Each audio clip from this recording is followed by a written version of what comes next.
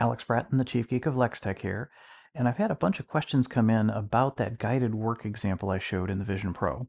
So I wanted to share a few more details of how it really works and show a couple of real-world interactions. So first off, we're going to select that inline engine that we're working with.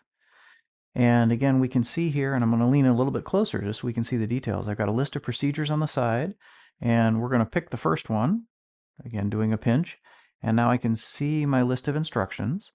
And we'll come back to these in just a second. First thing we're going to do is view the equipment. So we'll bring the instructions over, and now we've got the engine here in front of us. And so first off, what I didn't do before that folks have asked about is actually walking around and seeing this from various angles. And I've got to say, this is incredibly impressive. What you'll see shortly is the ability to manipulate this by touching it, coming soon.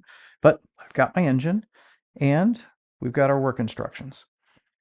So in this particular case, we're going to look again at that first step there. And when I click on that, we've got it set.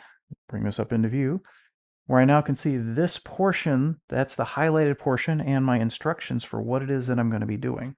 And again, same thing. I can walk around and actually take a quick look at the portion of work that I'm going to be working on here.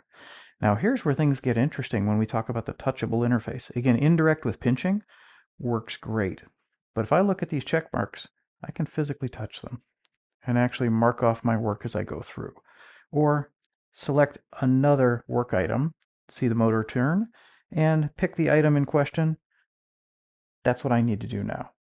So the interaction models here of indirect, looking and pinching, or physically touching, that's going to provide us some interesting flexibility and tool sets that we can create for people. And again, bring immersive experiences in, not taking us into virtual reality, but putting something into our environment that helps us do what we need to do. And I think that's going to be very, very powerful.